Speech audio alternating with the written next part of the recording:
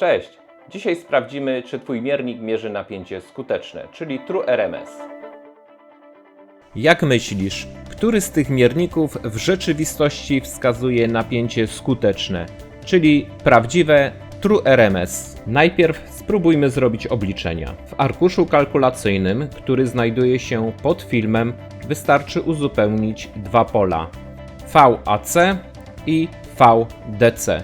U nas jest to odpowiednio 27,8 V i 25,3 V.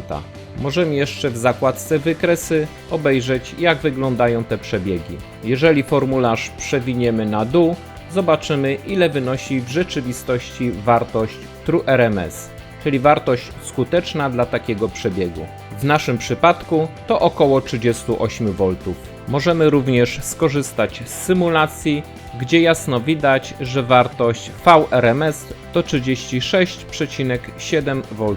Jak łatwo się domyśleć, tylko dwa niebieskie mierniki wskazują właściwą wartość True RMS.